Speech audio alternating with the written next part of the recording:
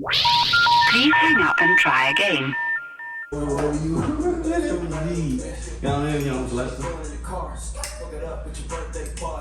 You know, maybe this might be the thing Rob should have. I told you, unless he poured in his cup, his bottle of water over there after he finished. He didn't want to get it, so we just sipping, you know. That's that very special NBA. Cognac NBA. Yay, baby. You know, 1765. Brian, man. Well, shit. She ain't get out, fun. This low key still my shit though. Have you made anything else? Yeah. I mean that you promoting, like you promote this one out. Can't do that. That's where people go wrong, man. This nigga. I don't really drink no more, so you know I gotta enjoy it. No, I don't. I'm just trying to fit in. I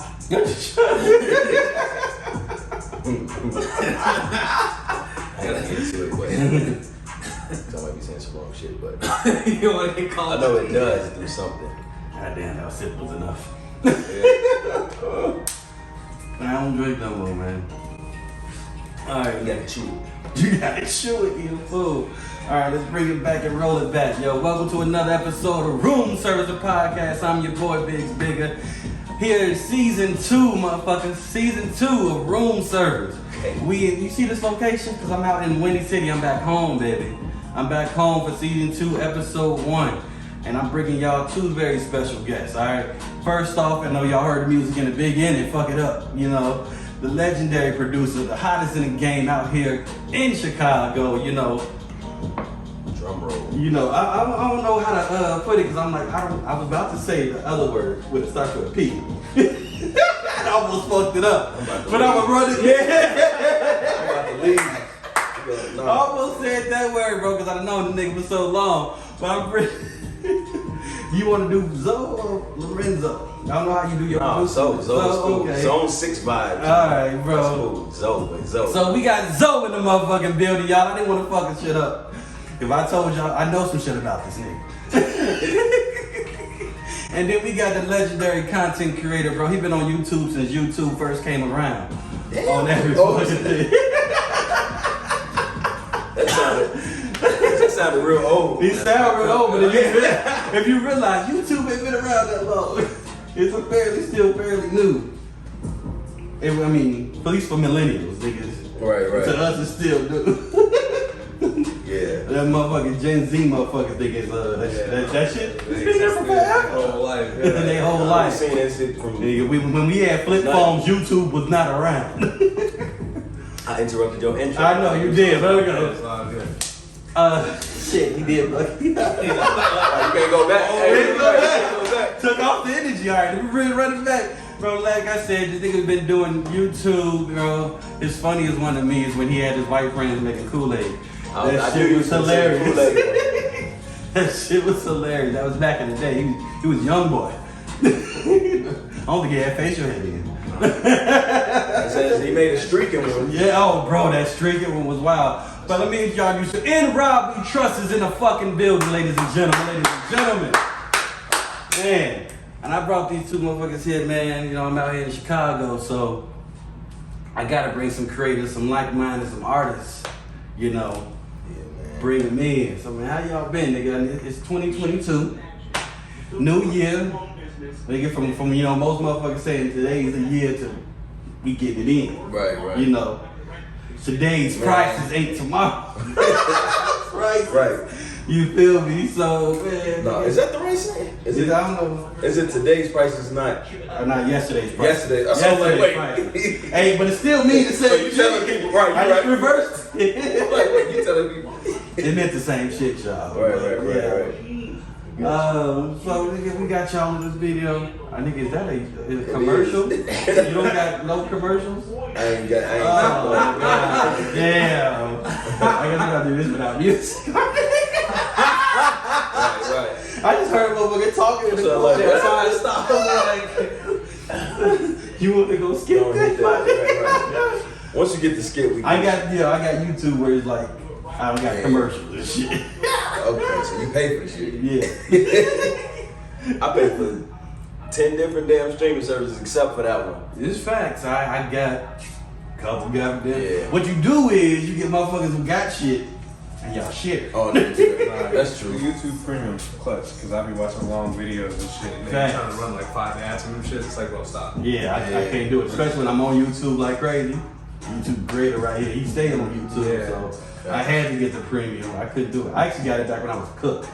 Oh, yeah. So I used to play videos and watch and No, cook they up shit. faked me out because they gave me the 3 months free. So I was against it, you know. And then I got the 3 months, and I guess Apple does a thing where it's like, you can't leave the app if you don't have premium. So if you like leave it, it pauses the video. Mm-hmm. So like my 3 months ran out. I didn't realize it. I didn't realize that was a feature. So I was just like playing the video. I got a text, and the video stopped. I'm like, what's going on? And then throughout my entire day.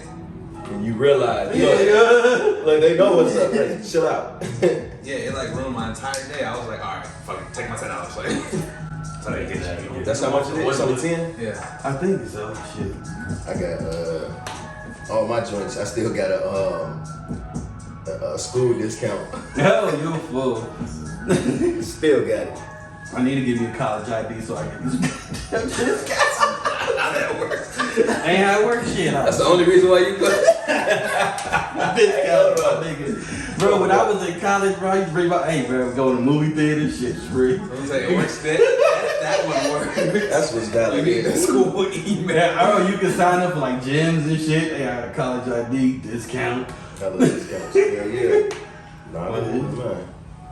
Well, shit, but yeah, like I said, 2022, man, what y'all got in the boat? What's got you lined up?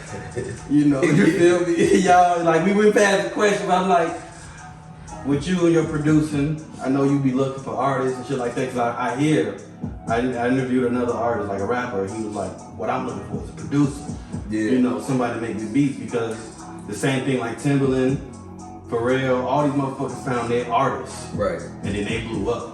Yeah. So are you working with anybody that you feel like y'all might We take it to the next level? Yeah, I guess. Or you just been helping? Now I'm for the plug people for the freak. Now I'm just. I mean- no, I am though. Honestly, like as a producer, you know, making beats and all that is cool.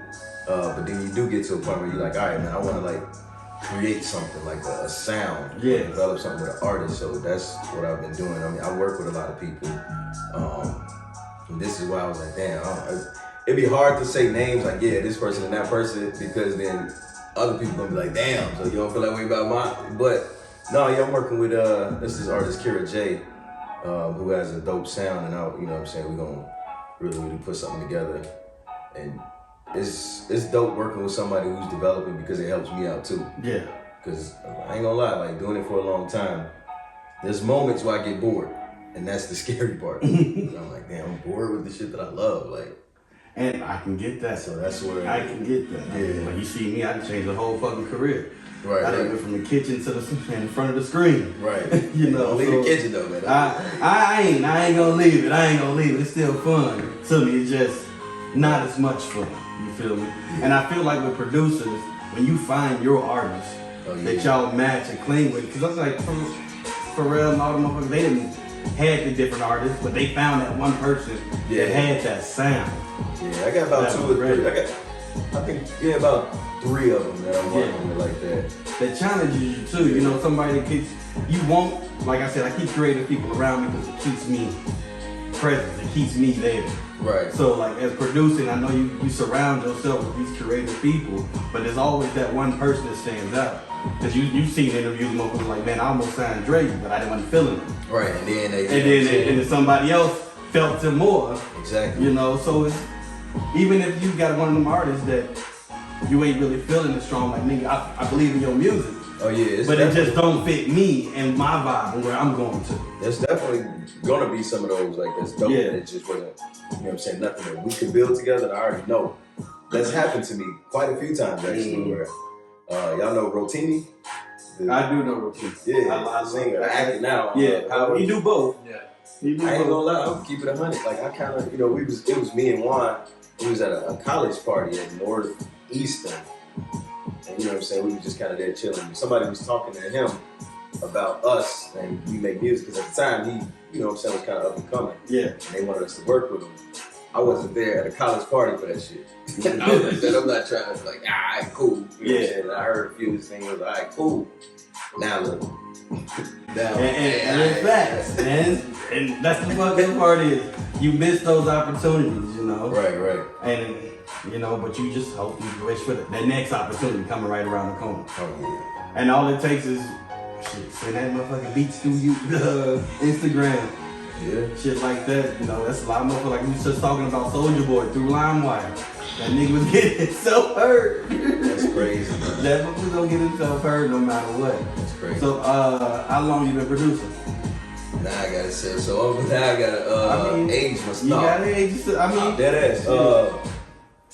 For about 18 years now, I can say. Okay. I started at 18. Okay. I started playing around at 18, just kind of, you know, whatever. And then I started getting serious probably around 20, 21.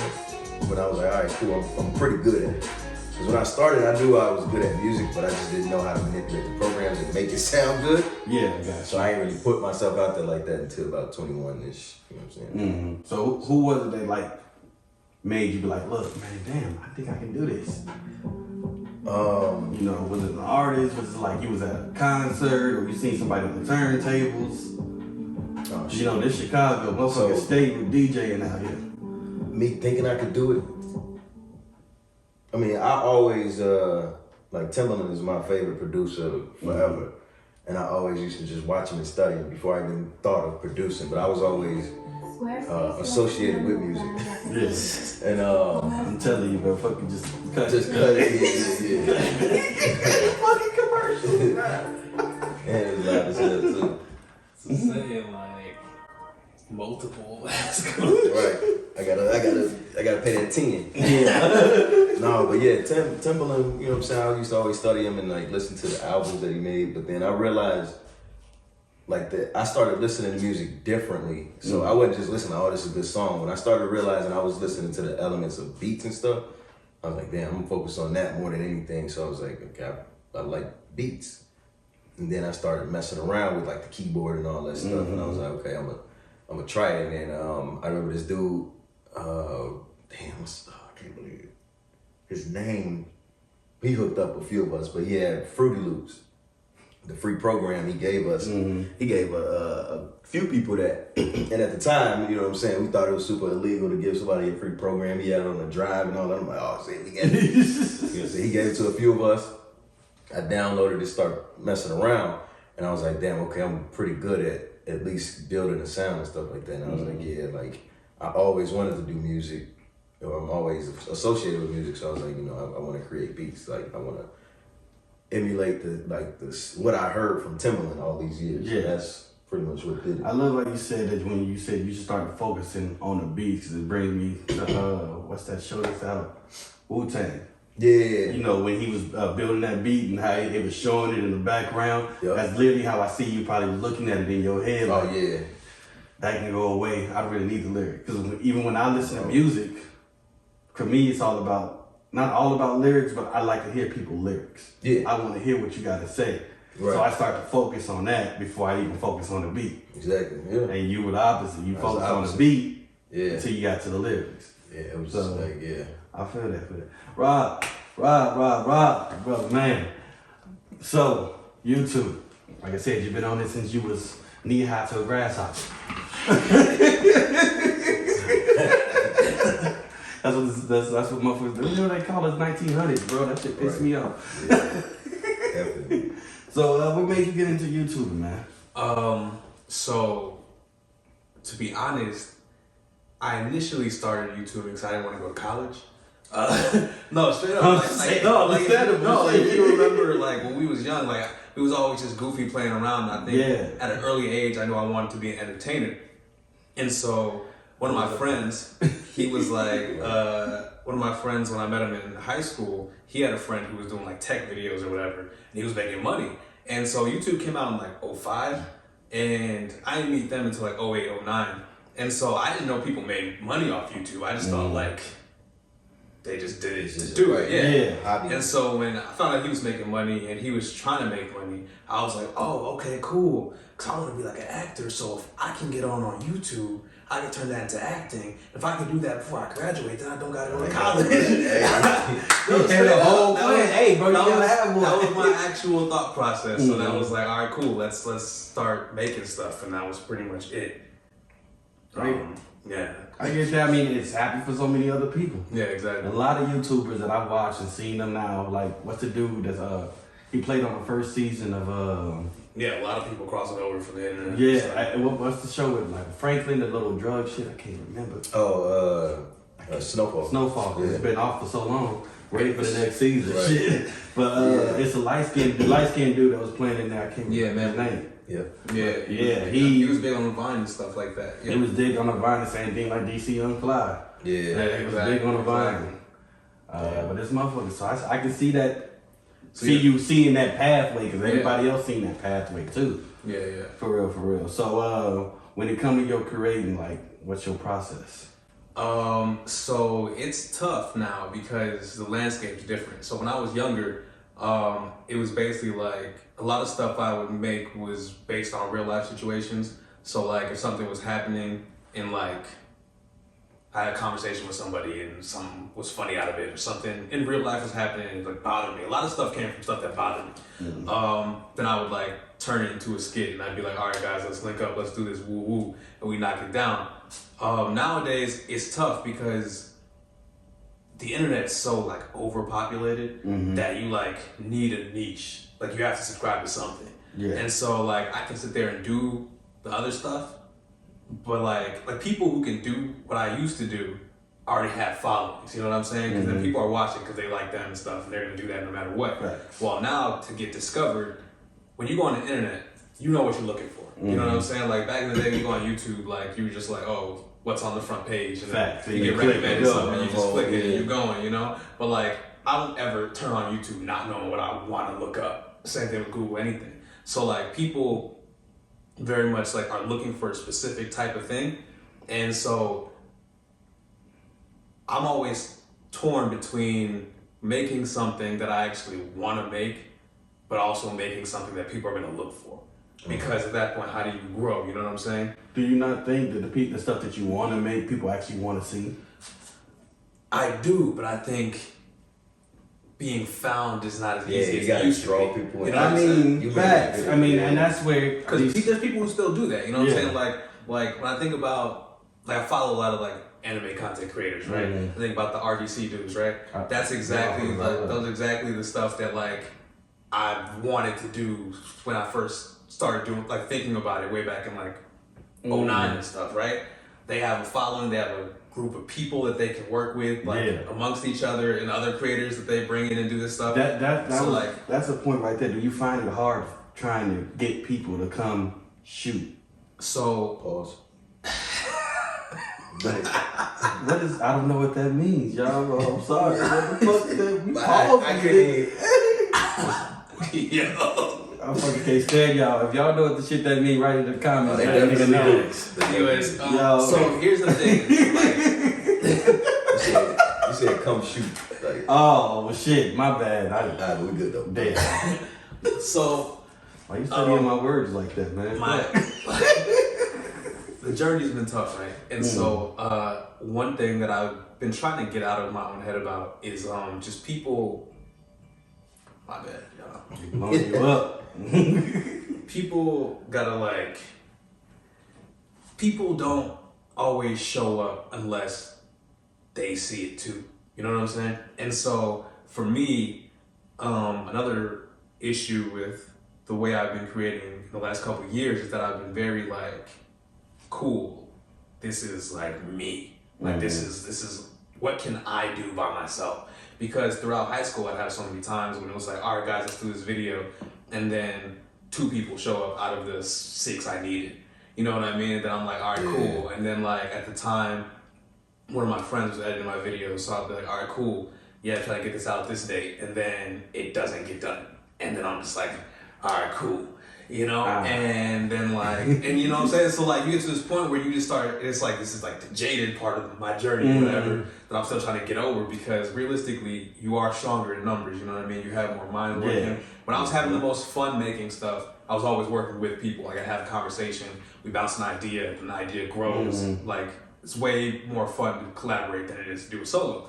But I had so many moments for the last, 10 years, where I'm just like, all right, cool, so you're not on shit. Like, you're not on shit. Like, you know, people will talk to you, they'll gas you up, because the idea of being these people they see is exciting, but you got to put in the work to get there. And so when people don't see the vision, or they're not that invested in it, because, you know, like, sure, this is what I want, but I can't force everyone else to want that. They want to be part of it. Yeah. If it was already popping, they would definitely be a part of it. You know what I'm saying? But it's not. That's it's like, what are we doing? Like, messing around, like, woo woo. So it's like, all right, cool. So it's like, I've just had that happen so many times where I just got trust issues, where like, I'm just like, all right, cool. Like, I'm not even gonna write this with the thought of including anybody. So it's like, all right, what can I do? Da, da, da. You ever try to think about mainstreaming towards TikTok? Because you can play yourself in multiple characters. So literally everybody tells me to go to TikTok, because TikTok has the best like algorithm when it comes to like finding people. So that's a big thing with that. And then I see a lot of people do those videos. And again, the weird thing about that, like, and again, I'm not like shooting it down, because I've watched those videos, I understand it. I just like really like to like energy is contagious, you know what I'm saying? And so I like really prefer to like work off somebody, you know what I'm saying? I get that. So it's like I can definitely like come up with some stuff and do both sides, but it's like, it's definitely like, I'm very stubborn. So when I think about the way I want to do stuff, it's like, all right, cool, like, how to do it, you know what I mean? I want to do it this way. Yeah, like, even with the YouTube stuff, like, I've had a handful of videos do well, but like, they're the niche shit. Like, so it's like, oh, cool, like, I reviewed this pair of shoes, 10,000 views, ooh. Like, oh, you should, like, one of my friends, he like really attacks a lot of stuff very like, you know, like mathematically in a way. And he's like, oh, well, if that works, then do that. And it's like, I don't want to be the shoe guy. Like, I like to buy shoes. I don't like shoe content, because it's like, to me, no disrespect to shoe content creators, because it doesn't work. But to me, it's mindless. Because like, it's like, cool, here's this shoe, open the box, here it is. And then they take forever to open the box. Like, you know, it pisses me off. Because I be trying to look at some shoes, like, hey, let me see them. They keep it watch time, you know what I'm saying? Nigga, let me see them. There's a science to it. There's a science to it. It is. So I'm never going to discredit it. For me, I very much like to take ideas and turn them into something. Like, that's what does it for me. That and like the performance aspect of it. So it's like, taking a shoe, if I can't do something extra with it, if I'm just reviewing it, it's like the shoe is the idea. Like, I can tell you what I think of it, but I don't make a lot of money. So if I bought it, I like it. Like, you know what I mean? Like, right. So that's what it sent to me.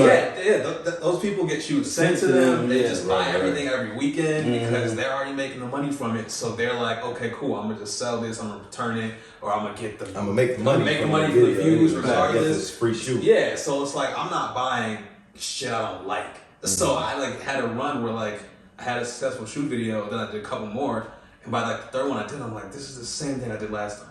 Like, it's just a different thing in my hand. Yeah. You know what I'm saying? Just a different shoe. Yeah, and for other people, again, like, if they're into it like that, and again, they have a community, maybe they just like to talk to people about shoes and stuff, you know what I'm saying? Like, there's so much to it, but like, that shit just never, those aspects of it don't hit for me on the way it needs to for me to like, dive fully into it. Yeah. So it's just been like a... We're back and forth. Yeah. You gotta love hate with yeah, cause I know what I have. I know how it works. You know what I mean? Like, it's like I know what to do, but it's just like I don't like it. You know what I mean? I don't like what it is anymore. So I'm just like, I don't want to do it that way. I get like, it. You want to be your authentic self. Yeah, that's entirely it. You want to be your like authentic figuring self. out how to be and authentic. The messed up part, the crazy part is, if you realize being your authentic self is what's hot right now. Exactly. What's the show? Insecure. Yeah. I don't know if y'all watched that, nigga. I watched yeah, that's the shit. Yeah. You know, But but that, but that show right there, like she started off on YouTube making this shit, you know, as I think it was Insecure Black Girl or something like that, Awkward Black Girl for Issa Rae. You know, shout out Issa Rae.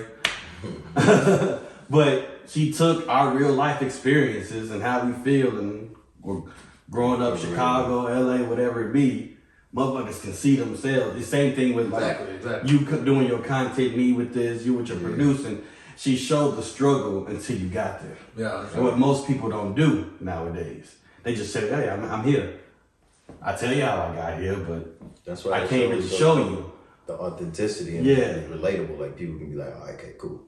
I'm just like that. Like, bro, I've had that same struggle before. I felt that same way before. The way they talk, all that. Like I've seen women's conversations, it goes just like that. I've been in the beauty shop, bro. Right. Did I tell you? We had a whole conversation about hoes that was fucking ridiculous. There was one bitch like, yo, hoeing is a proximity, all right?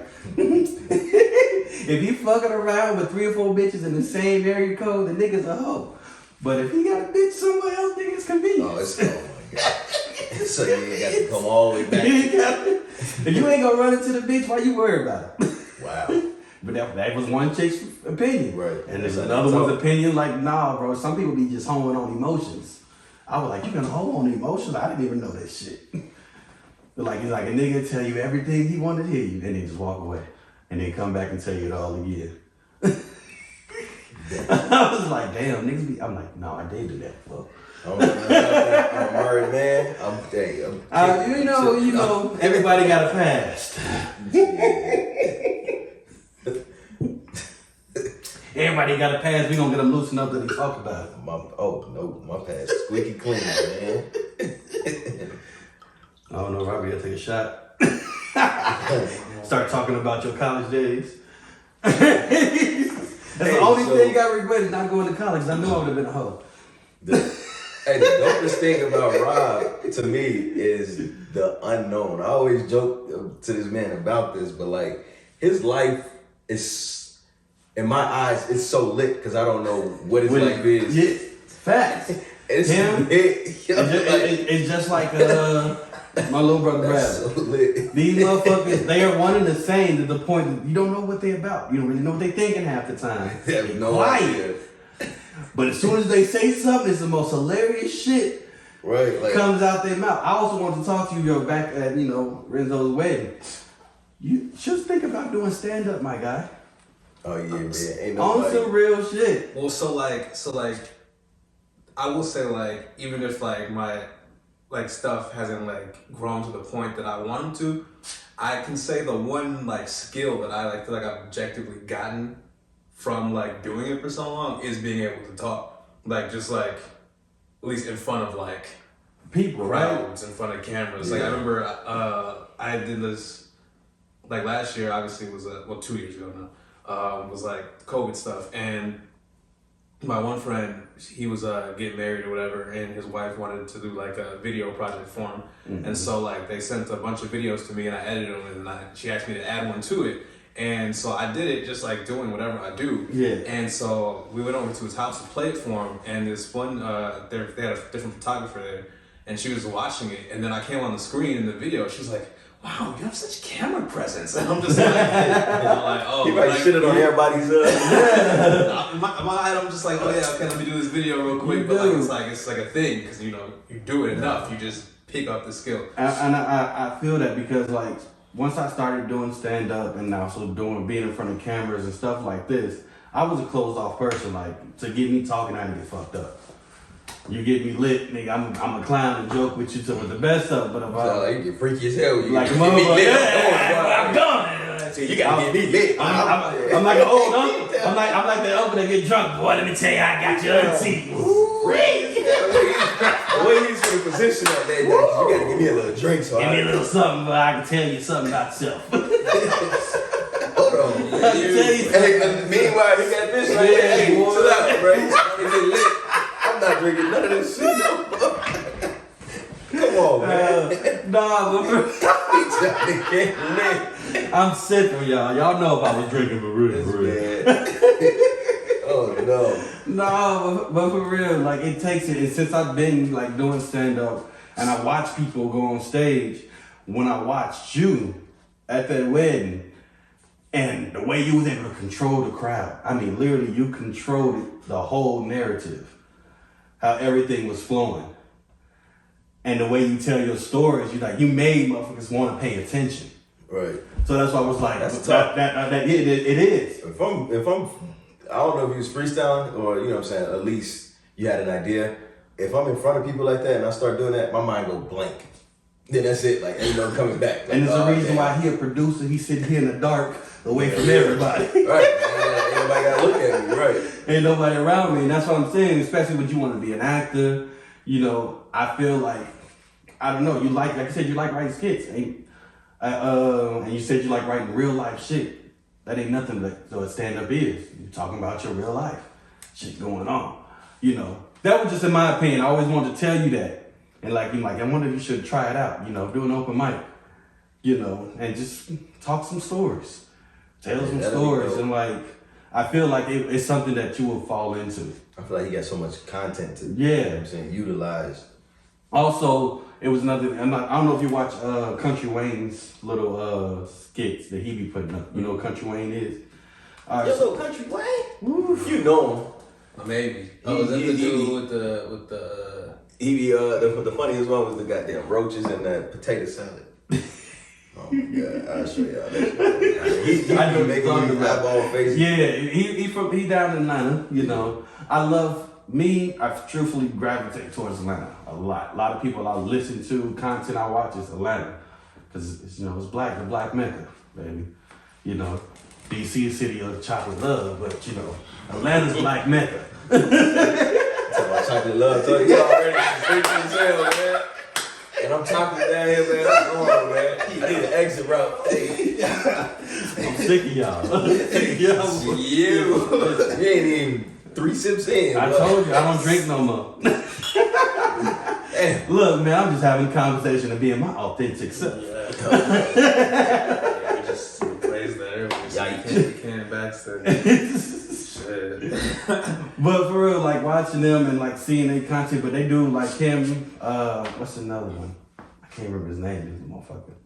But they do 3-minute video, 3-4 minute little videos, and it's a sequence shot, all day, ain't no cut, go, it's just sequence. And I feel and he do everyday real shit, baby mama coming up to him, or he uses his kids, kids and crash the car, god damn, nigga. And I feel that's something you probably could do too, you feel me? But each his own. Yeah, I can't put nothing out there, but it was these are things that I seen when I watch people, I'm a watcher, nigga, I'm a comedian, so I watch shit. Right, I got you. I study people's mannerisms and things they do. So when I watch you, I see that. The same thing when I watch you on YouTube. I watch and see how you want to be this person. This is how I want it to be. But then them cuts, every time it's a cut, it's nah, bro, he needs to just be him. Somebody holding that camera, let him be him. And go about it. And that's why I feel comedy, that's your stage. Be you. Straight up. Yeah, I feel that. See, the thing with stand-up's a different animal. You know It what I mean? is. It's a different beast. It's a different. It's one of the a lot of people think that cool, I just gotta go up there and talk. But it's exactly not. It's there's so many because motherfuckers can be brutal. Yeah, there's so many skills that it requires that's what I'm saying But that's what I'm saying. You're not far from it. That's what I'm saying. That's why I was you You're not carry far from most it. of those skills. Cause my bad, but when I'm thinking about it, right? When I knowing that you was gonna speak at the wedding, I knew you was gonna say some dope stuff, but I also knew that you were gonna make people laugh, and many people that know you knew that you were gonna say something funny. They knew you were gonna make them laugh, so you're not far from. Because that's what if I go to a comedy show, I'm expecting you're waiting for people to make me laugh. Yeah. I was expecting you to say something that was gonna make people laugh too. I just knew it. Okay, you can accomplish that. And your comedy is so neutral, too, that it registrates through all audience. Because if I go upstairs, up on stage, motherfuckers gonna be worried about what the fuck I'm gonna say. I'm a controversial comic. And that's nothing wrong with it, though. It ain't nothing wrong with it. You don't believe that ain't no boundaries with comedy? I don't believe there's any boundaries. No, there shouldn't. There should not be. In my opinion, there should be no boundary in comedy. Yeah. I talk about trans people the same way I talk about black folks. I talk about Mexicans the same way I talk about white folks. Yeah, I was gonna say there's like two things that I've heard in life that like I feel like really should apply to comedy. One of them is like the people on South Park. They're like, if we can't make fun of everybody, we can't make fun of nobody. So like that's why they like go after everybody, both sides and shit. And then I saw this like metaphor. I guess this dude I was listening to a podcast and he was talking about how he was taking like classes for comedy and he was like, when you tell jokes, you gotta look at it like you're like baking a cake or whatever. So if you're baking a cake and you write, I think he said like you write like cunt on it. Like you just write like the most offensive thing in the world. It better be a delicious ass cake. Same thing with a joke. If you're gonna be offensive, it better be fucking funny. like if you're like offensive and it's not funny, then it's like you're just a piece of shit. Yeah. And the crazy part is with it is you don't know until you get it there. Yeah. So you go on stage and you like, I got it. The cake is ready. And only a few motherfuckers laugh. So you're like, it's there, but it ain't there yet. Yeah, you probably gotta be mindful of you gotta know and that's another thing. Limits. You gotta really be able to do and with y'all being out in Chicago, at least y'all got more of a black audience than I do in their Z. My audience is Caucasian. From Caucasus. I ain't gonna lie.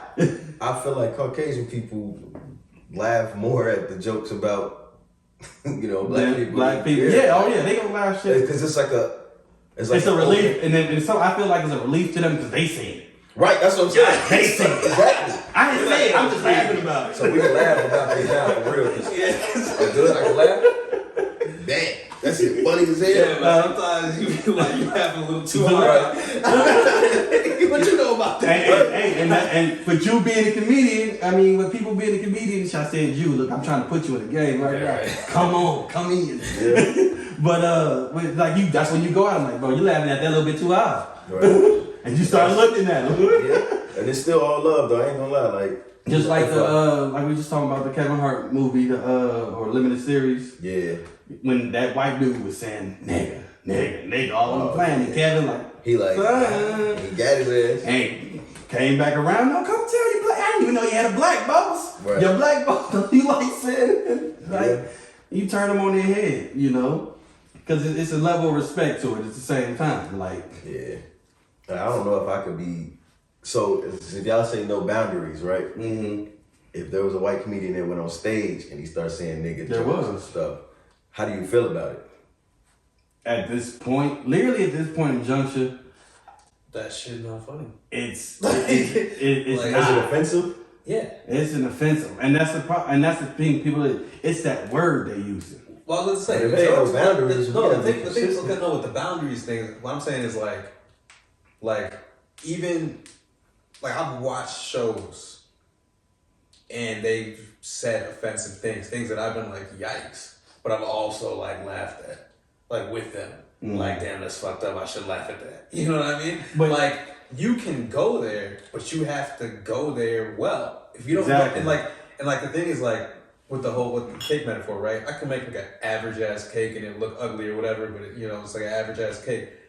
You can't make an average cake that's offensive looking. Mm-hmm. Like that has to be the most delicious cake. You gotta be. Do you think we block like the potential that a joke could have if they say the word? Truthfully, like do we automatically like no, that's not funny?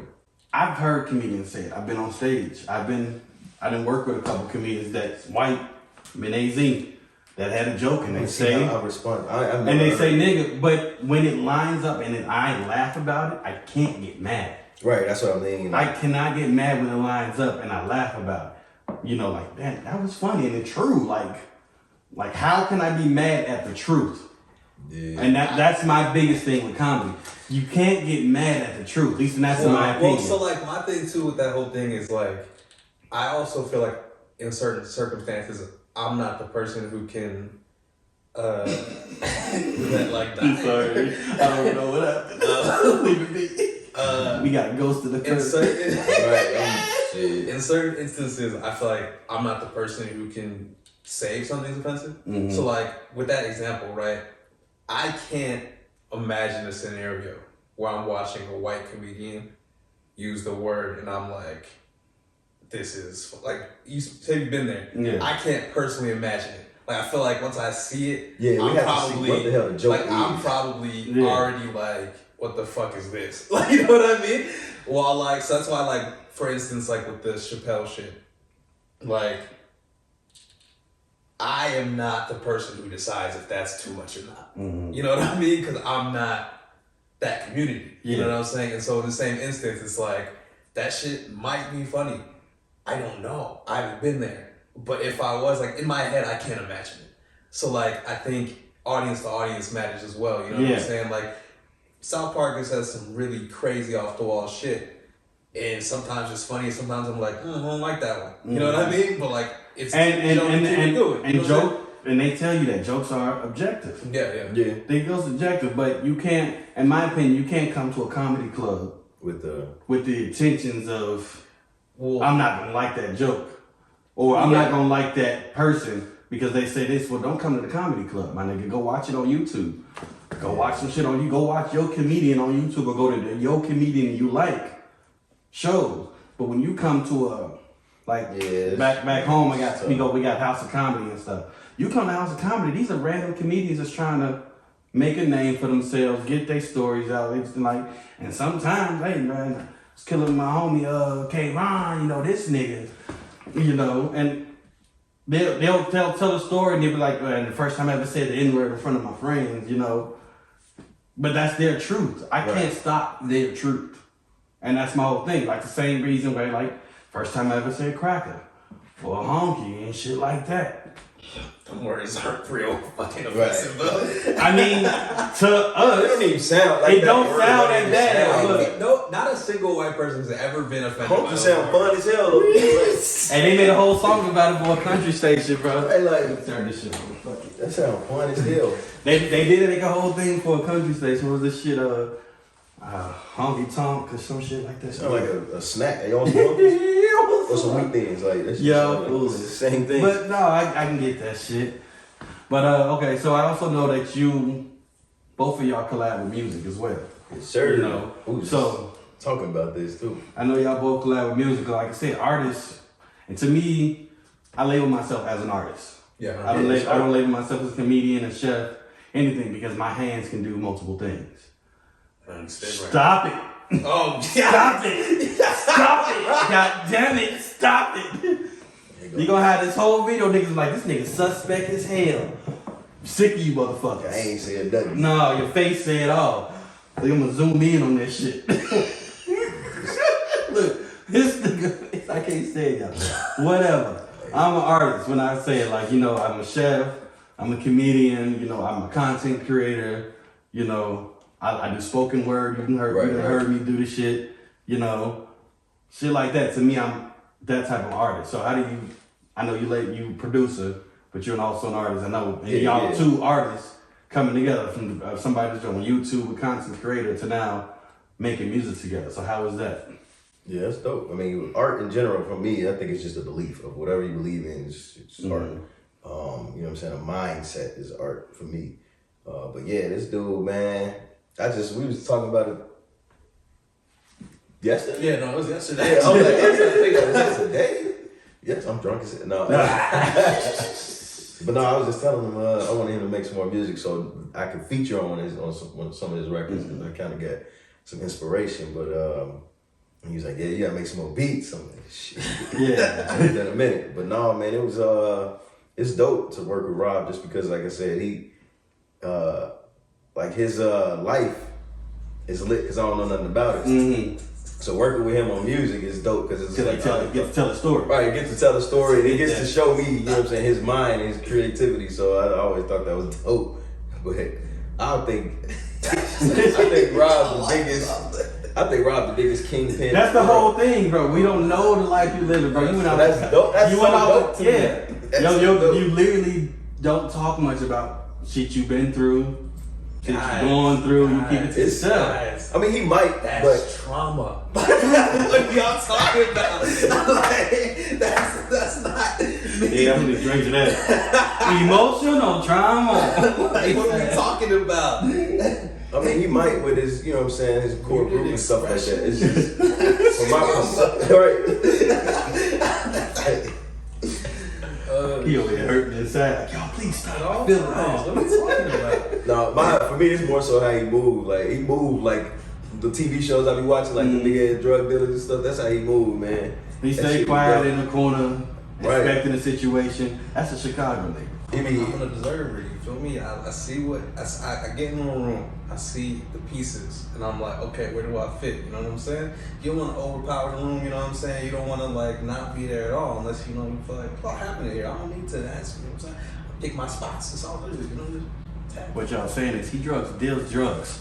This motherfucker right here. That whole setup sounds like a drug dealer. right. I pick and choose the spots that will make most sense to me. That's what I'm saying. But he ain't gonna say nothing on cam. He ain't gonna say nothing off Oh, cam. it's all right. Power got that from you, huh? In college? Yikes. Doing this shit. I call, hey, Ghost and Tariq. That's all crazy. in one. Anyways, collaborating. That's the actual question. He tell hurry That's up. the actual question, you know? Fans watching. So yeah, it was crazy. I said this in the wedding speech, but like Lorenzo been giving me beats since like 2010. Nigga can't even say beats. I've been producing for him. I understand, but you make beats, my nigga. Producing Golly. since like 2010, I think it's probably the earliest I got anything. And what's crazy is like I'm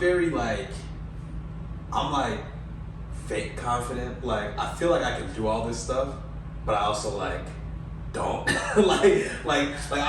feel like I'm capable, but I'm also like very like critical. Mhm. So I'm like, oh, I need this to be like immaculate before the world sees it or whatever, you know?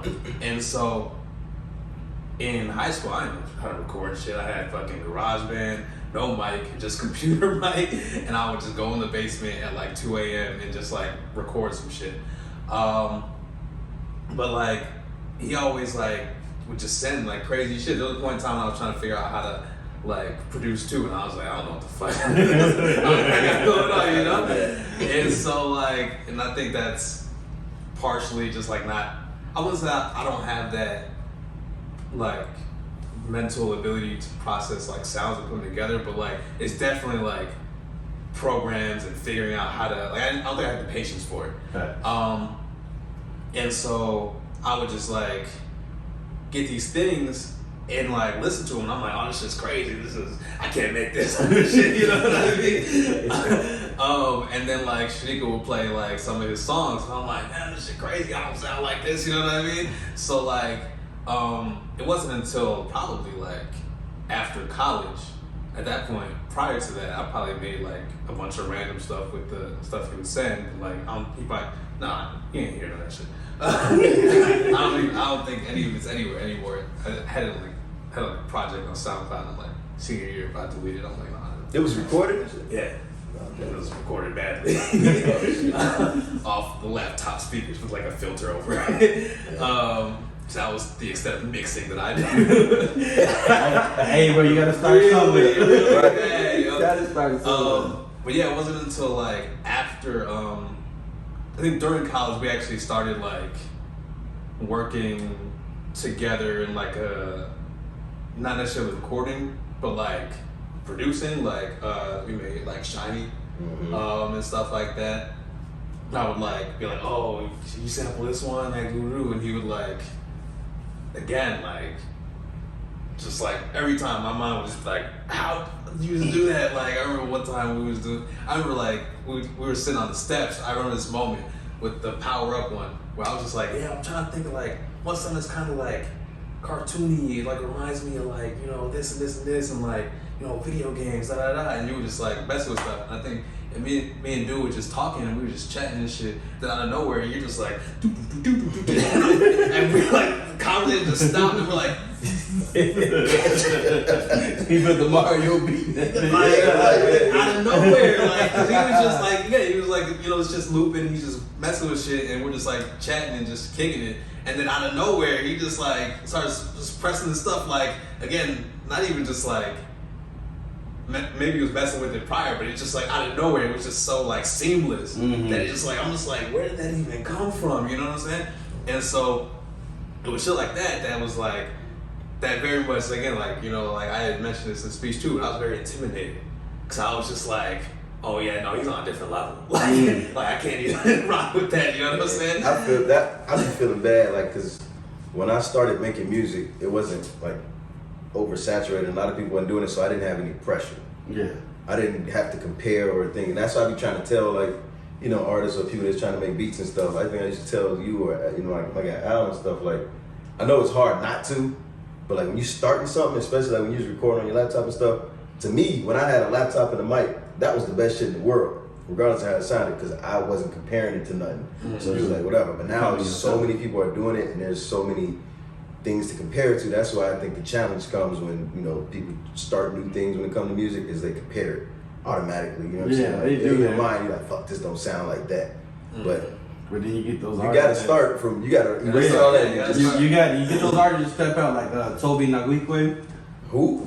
Damn. My bad, but Damn. he said it like, and then the name was challenging for me to even process. He said Toby Nagwikwe? Yeah. You know the one that made the what's the one that like the song went viral? Like, 'cause I find it.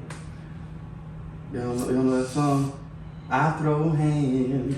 Oh, okay. Oh, damn. Yeah, the African nigga. Yeah, okay. He got his wife singing with him. Yeah. His brother, his sisters. Like he got his whole family affair. Yeah. Okay, I do know that dude. Yeah. Like, you gotta know. I guess I ain't know. Maybe I just. You know how to say his name. Yeah. I probably went by Toby or something. Yeah, you should. Most people say Toby. They don't say his last name. Okay. I say his last name. I make sure I learned how to say his last name. No, he's wrong. Yeah, I know what you're talking about. Yeah. And his sound is way, you know, it's different. Yeah, it is. It's different. It's out there, you know. And but that's what you gravitate to. That's different. Like, I didn't heard all of this before. Like I told you, I'm a Drake. I didn't heard all this shit before, man. I want you to go back to throwing that shit that I ain't never heard before. I know you love the nigga. I love him too. Easy on champagne. Listen. And I don't get no pause just because you didn't say the poppy part, my nigga. I specifically made sure I didn't say that. I specifically. But no, like I said, I rock with Drake. I got Certified Lover Boy on my goddamn playlist. You know, I got the songs on there. But like I said, bro, I want you to go back. Just like how they be saying, I want Kanye to go back to being this. I want you to go back to killing niggas on tracks. And I mean on your album though. Don't go on somebody else's shit as a feature and destroyed it and got them looking in the corner like, why the fuck did I hide this nigga on here? Got me rethinking about my whole life decisions. I think we had this conversation. I think his core, just natural ability and what he desires to do, I don't think it's all that. You know what I'm saying? I think it's the cool, calm Drake. That's my opinion on what I think he really wants to do. And maybe. He's in, we hold artists and we do. And different levels and standards, you know, straight up. I hold myself to a certain level. I'm like Rob said, I want the shit to be perfect before I send it out. Yeah. You know, and I know I ain't in the studio with Drake, so I don't know his mindset. And I make sure I say that shit. I ain't in there. I don't know his mindset. Maybe to him that shit was there. But I heard some of your shit from back in the day, my guy, that made me a fan. I just want to stay a fan. I don't go to the clubs like that no more. And I feel like that's all he makes is club music. You feel me? I want you to make that shit that I used to have to ride to and I'm pulling up on a bitch to. Honestly, man. You feel me? I want that dude, shit. You can play any record in the club of his, bro. And like I said, he made club hits. That's what he does. You know, and that's what he's been like gravitating more to. He started off as this motherfucker that wasn't trying to be compared to Lil Wayne, because motherfuckers used to say he sounded like him when he first came out, and developed his own artist. Why are you making that face over there, my guy? I'm processing the things you're saying. But he developed. He developed into. He finna take everything you said. No, so you said. Dealing drugs. That's why his phone be going off, nigga. Like, hey, I'm telling you, right? Boss, we had a problem. It's 3 packs upstairs somewhere. Hey man, this house too clean, bro. You gonna find this in one of your shoe boxes. That's exactly why it's the perfect spot. It's I hate shoes. it's somewhere obvious too. Like it's in the refrigerator. We just don't think it is, so it's just there. What do you know? But all right, but Smashing boxes of cereal so fast, you know? that's why they be in this room. You know, boxes. When they done, he just Right, collect them. He act like he doing a review. Yeah. No, so when you do music with him, Yeah. Oh, so yeah. So like again, going through the whole process, it's been like a growing comfortability. You know what I'm saying? Because before it was like we did I think it was 2016. We did like a small EP called Scrimmage or whatever. And he made I want to say 6 songs. I want to say you made half of it, produced half of it. But he like recorded and mixed all of it. And that was cool. That was pretty much like here's the beats. We're gonna do this. And he was like, all right, cool, sounds good, da da da. And then with the beats that we didn't have, like again, I think we had pretty much like, oh yeah, can you do this, this, and this? And he did it. It was like, wow, mind blown. And then so we moved forward to 2018, and that's when we did 2 songs that year. And again, he had gone to school, he learned some new tricks himself, more practice writing, all sort of stuff. And that was kind of one of the first moments for me working collaboratively where like I actively picked up stuff, right? Yeah. So we did one song that never came out for real. And I had found a beat online or whatever from some dude on Reddit. And I told him like basically like rapped like what I had in my head as a hook. I've like be thinking too much, and again you hear the stuff he makes, and I'm like, oh, I don't want this shit to be whack as hell, you know what I'm saying? So I said it to him, and he like took the words and he just kind of like repeated it, but then he like switched up the flow of it a little bit, and then like kind of had like mumbles to it, and so I was able to take that and finally like put like words through the whole thing. So then I like again I don't record with anyone in the room, so then one random 1 a.m. was in the basement, recorded it, but I was like too wordy about it. So then like I was playing it for him or whatever, and then he was just like listening to it, and then he was like, oh, you should like take out this part and say it this way. Do this with your voice here, you know what I'm saying? And it's like those little things, like, I guess for me, I'm like, very much, again, because of the comparing and all this other stuff. And I'm like, oh man, like, he gonna think I'm trash as fuck. So I'm just like in my head about it. But like, at no point has he ever like made me feel that way. That's all in my own head. And every time I've come to him with something, he's very much, it's been like a coachable moment. Yeah. You know what I'm saying? Like, where it's like, it's never been like, oh yeah, nah, get rid of this shit. You know what I mean? I'm like, oh man, you need something else. It's always been like, oh, okay, yeah, no, if you do this, da da da, you know what I mean? You take that, you apply it. And so like, over the last couple of years, I've been dealing with some shit, so tough writer's block. But I've been excited to get back into it because I think I'm like ready to be fully coached through it. You know what I'm saying? Because those are skill sets that like, another thing like videos and everything, the reason collaboration is so great is because no one's mind works the same. You know what I'm saying? Right. You can really elevate by being around people who just like think different than you. You know what I'm saying? And for him to process music the way he does, to have so many years worth of experience, to do it way more often than I do, like it's like, all right, cool, here's my idea. You know what I'm saying? And it's like that idea could be like a 3 or a 4, but he has a skill set to make that a 7, 8, 9, you know what I'm saying? Like to take it there. And I think that's been the most noticeable difference and the most exciting part. Because again, it was always cool to get beats. Because you know, like I went from not even getting past opening the program for real to like having the coolest sounding shit. And then it's cool to be part of the process, to be like, oh, can you do this and see that take life. Having an idea and seeing it shape into anything is just like crazy as like brain chemical activation ever, you know what I'm saying? But then being able to like be like, all right, cool, here's what I got, and then to get criticism that doesn't even make you feel bad, but like is just actually just applicable and like good, and being able to take that and see it elevate, it's just like, I don't know, it's like, it's exciting. You know what I'm saying?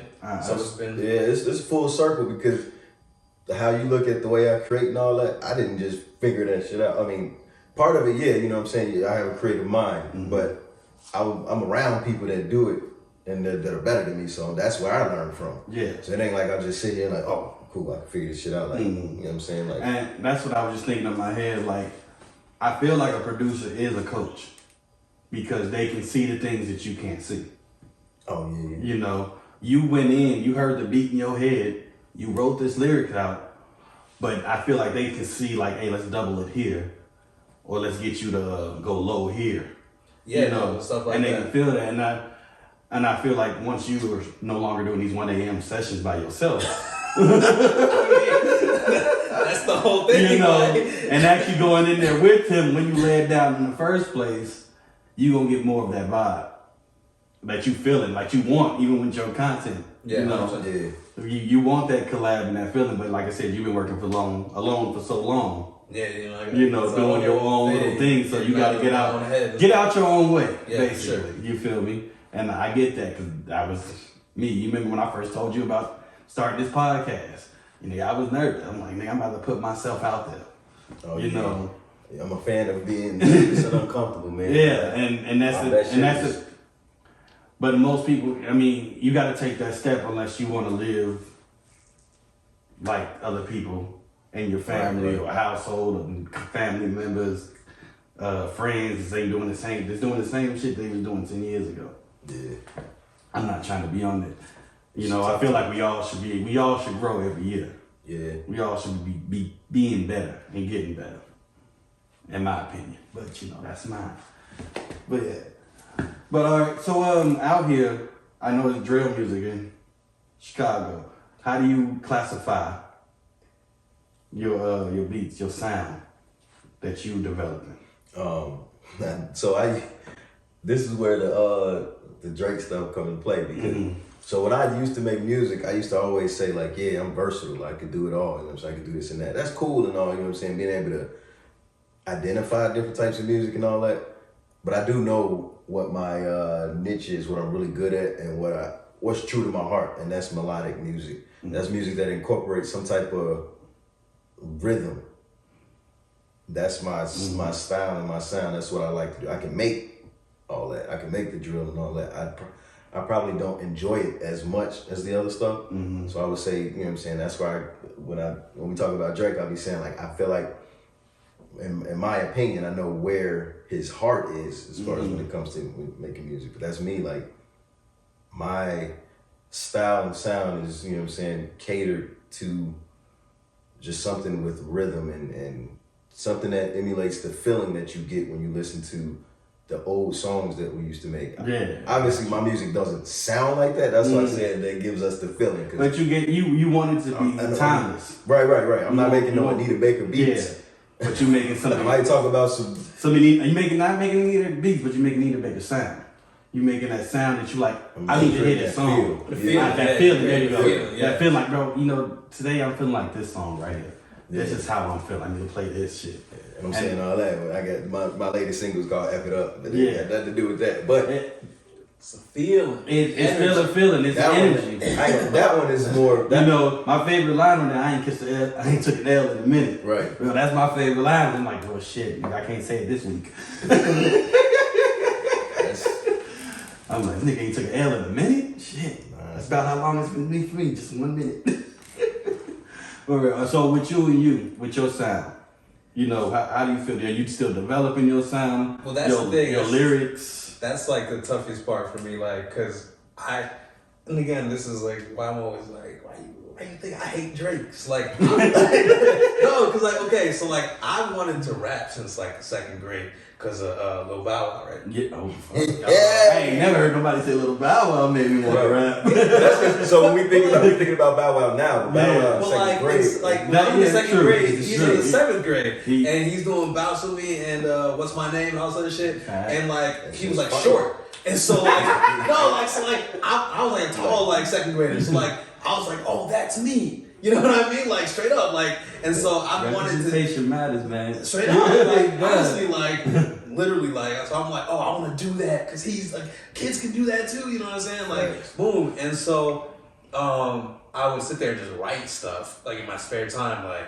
from that point. Probably not like elementary school, probably like as early as junior high, just writing stuff. Like again, like with no real idea of how to put it anywhere. And then it wasn't until like high school I was like, okay, man, I should like try to figure out how to record stuff. But then like I would listen to music and I'd be like, oh, like I don't have that voice. I don't sound like none of this. I'm not trying to say I sound like Drake, but like when Drake came into the game, he sounded different. And I was like, oh, there is room for different voices. Yeah. You know what I'm saying? So that like inspired me to be like, okay, I can do this. You know what I'm saying? But the thing for me in all these years is like, it probably comes from not being consistent. It's like, I don't know what I sound like.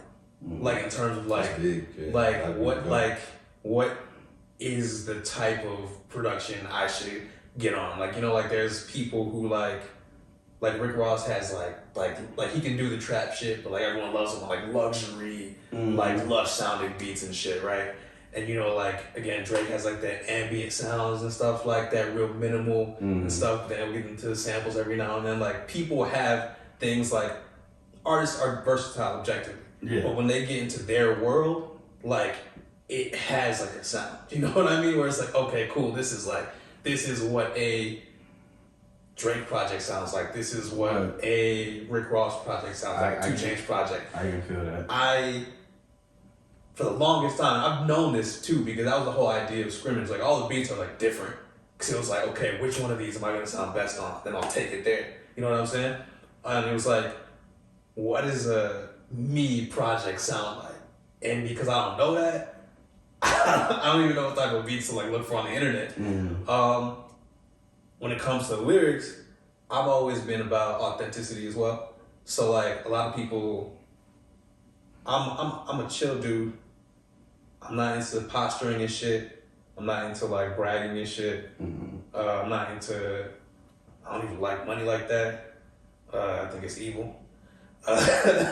So like anything that I write about is from like a legitimate place. Like whether it's like taking a concept and flipping it, I'm gonna use references from shit that I watch and consume. Like we did Off With Their Heads and the whole last 4 bars are like anime references. Like, but you know what I'm saying? That's like now becoming more popular, mainstream. People know I'm ahead of the game. Yeah, I've been ahead of the game. You've been there. That's facts. And I feel that because, you know, the black neighborhood of only Dragon Ball Z was alive. I'll tell you, I gotta let them know. In 2013, did Shiny, I wrote a song, right? I wrote a verse and the first line was all black everything. Like this life is the Matrix. I'm the one like Keanu Reeves and these lame just some agents. Everybody loves Keanu Reeves now in the year 2022. I've been doing that shit for 10 years. I've been rocking with Keanu, dog. Bro. Matrix just came out. I've been rocking with Keanu. Y'all niggas lame. Anyways, he ain't got no lick in him. He's thinking it's true. Keanu see this shit. They on they on board with John Wick. I've been rocking with him. But yeah, so you know, like you take things that you're into and just like apply that because relatability is a real thing. You know what I'm saying? People connect with whatever. Like I said, I connected with a kid who was short. You know what I mean? I connected with a Canadian dude who sounded different. You know what I mean? Like, so people can connect with anything. And so for me, I was very much write from a perspective like I'm not gonna pretend to be something I'm not. So it's like, I ain't got money like that. I can flex shoes. I got a lot of shoes. Like I can flex being cool because I think I'm a cool person. Like I'm not gonna pretend to be all this other stuff. You know what I'm saying? So I think I'm a good writer. Like I think I can write really well. Like I think I can be clever. And put shit together in a way that's unique and interesting. And so I think that's like my main strength. Like I think I'm cool there. But that's like verses. Like I don't think I'm not very confident when it comes to like hooks yet. And then again, I don't think I know what sonics work for my voice and stuff. But that's kind of where I'm at. And I feel that comes with, like I said, working with a producer. Shooting in the gym. Working when you in there with them and they learn your voice. and especially with them after you leave, they just in there. Mm-hmm. No, bro. Next time he come in, he should be right there. That range right there was perfect. That's him. And it takes a minute because even like I dabbled in music, you know, I like to sing and shit. I used to do hooks for my cousin and them when they first started out, when they was Mad Cats and they was in these groups and stuff, you know. I think I heard a few of them. Yeah. So like I used to just do they hooks and stuff, but I was the same vote, like nervous, like do I sound good? Nah, man, that don't sound like me. Yeah. Like that, and you get that way. I feel like a lot of people get that way. Same thing like probably when you start making your beats. Does that beat really sound good? Or it's just me in my head? Oh yeah, there's tons of motherfuckers ain't here. You know, and to get that, there's a lot of motherfuckers, a lot of artists. They had catalogs that niggas ain't never heard music. Same like Tupac fucking died. Nigga had tons of catalogs. Just The cool thing about music right now, though, I ain't gonna lie, is you can make whatever you want. You can sound however you want to sound. If you look and like sound and give off the feeling of authenticity, people gonna rock with it. facts. Some people might not like it, but people just gravitate towards just something that's just real. Like I was listening to a song yesterday. I'm not gonna mention the artist, but that shit was not. I was like, damn, but it was popping. I was like, And it is like it's like Tyler the Creator. Some people don't rock with it, but some people like, bro, that nigga is crazy.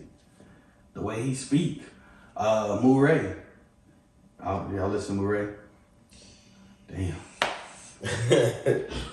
All right, I want y'all some homework. right. Some homework. Yeah. Murray, they call him street sermons. Oh damn. You know. Oh, I think I have seen. I feel like you I have. And it's called street Yes. sermons. He's like, I wasn't no drug dealer, but I was out here. Yeah. You know. Yeah. And he talks about just basically, like you said, my life. Yeah. Exactly. You know, Yep. Give it up. you know, the same thing like Rod Wave. Mm-hmm. These are like artists that I fucking like. When I hear them, I hear me. Yeah. You know, and they sing and rap, and they mix. Yeah. You know, T-Rail. Yep. That motherfucker. Like these are artists that I gravitate to. You know, that speak real. J. Cole speaks real. Kendrick speaks real. Yeah. You know, and then, but you gotta have your party mix too, because you know motherfuckers they just gonna come over and just hear the truth all the time. Right. It's I ain't fact. gonna lie, man. That's that no, It's because like, bad. honestly, there's a point in time when I used to be very like, where like whenever people, it bothers me when people like try to discredit that type of music because it's like, yeah, no, like life is. There's lots of life more Yeah. than that shit. More you know what I'm more saying? than just So, the like, chains, the cars. So you need that like that shit.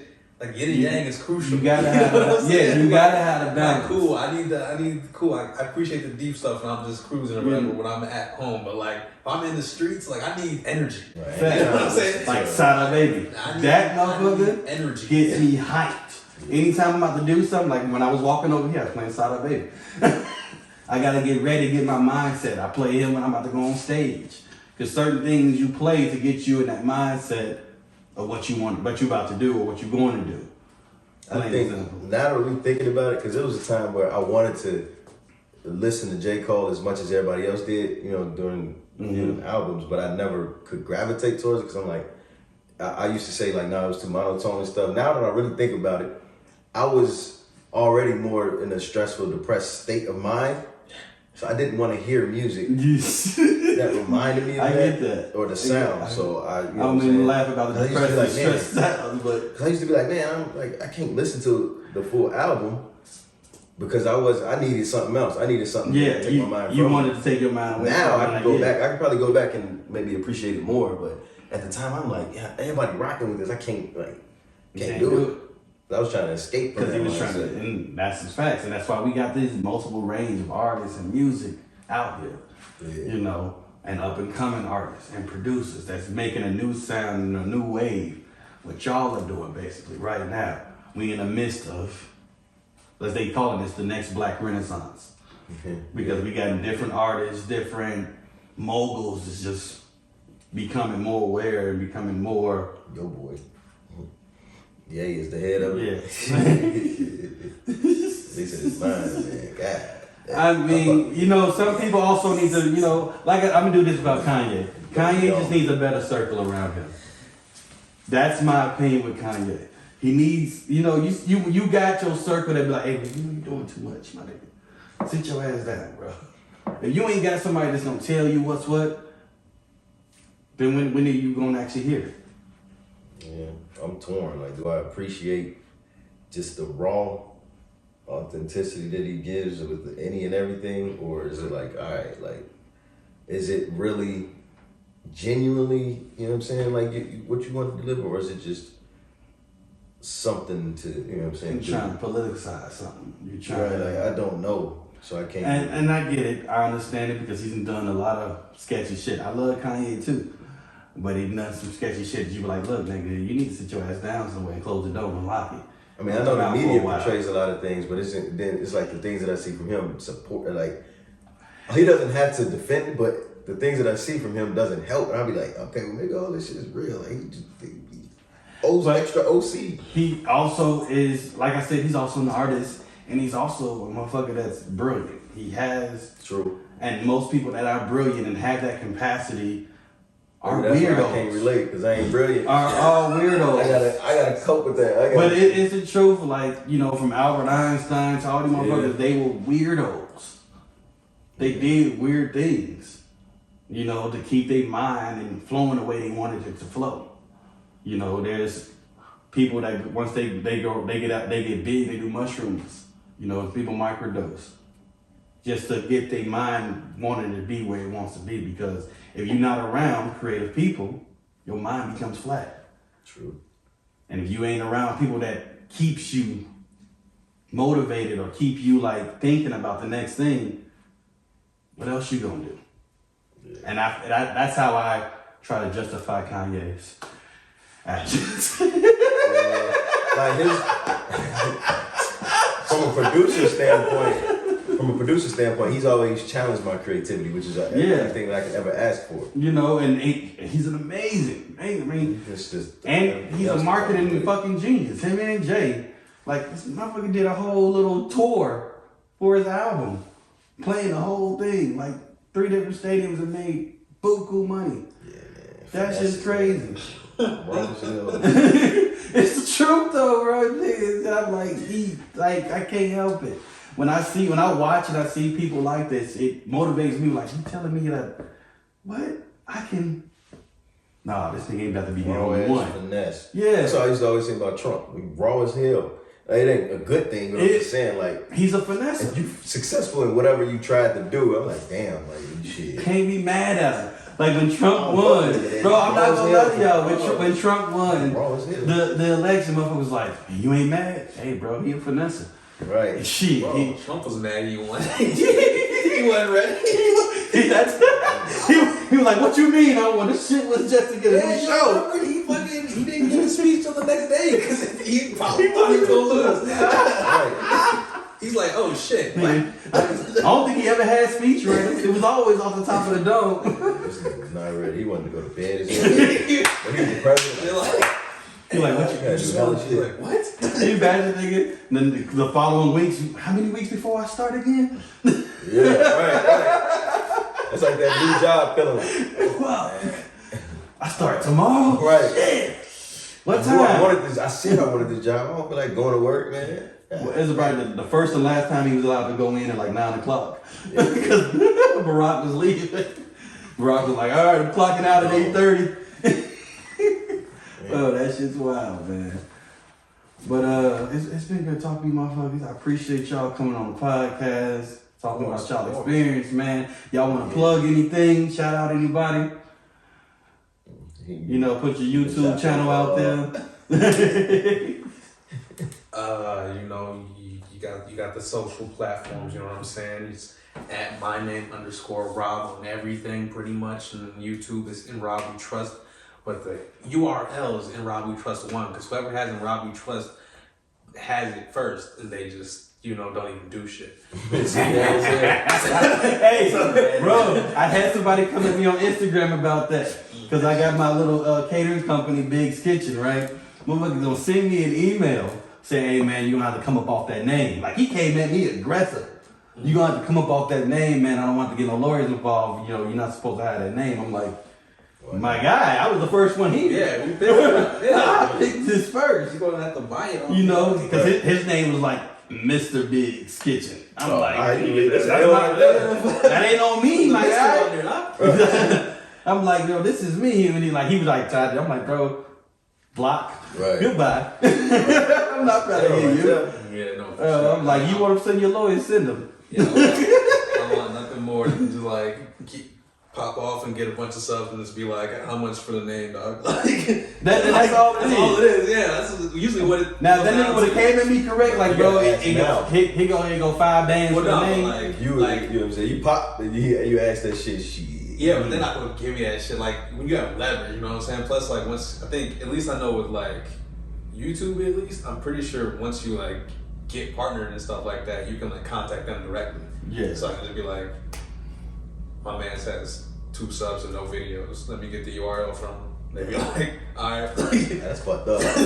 There's a room service on YouTube. So like you type up room service. That's why I had to type room service podcast because it's already a room service on there. So Yeah. so it happened. But once you blow up, you contact them. It's like, hey, you come up off that shit. You get there, you go a couple dollars. Yeah, you know, I give you 2 bands to come off that name. Right. Straight up. And motherfuckers ain't no problem. You got anything you want to plug? Man, You know, 6 fuck it up 5 in a bit. yeah. Fuck it up. I ain't gonna do the dance. Zone 6 vibes, fuck it up, you know. Go get all that, man. We also gonna have it at the bottom, y'all. Oh, yeah. Learn, you know. Let's get it. See motherfuckers, but you know, this has been another episode of Room Service of Podcast. I'm your boy biggz Bigger with my nigga Zoe and then Rob We Trust, man. This is season 2, episode 1. We got way more coming at you, man. Peace, love, and chicken grits. Let's get it.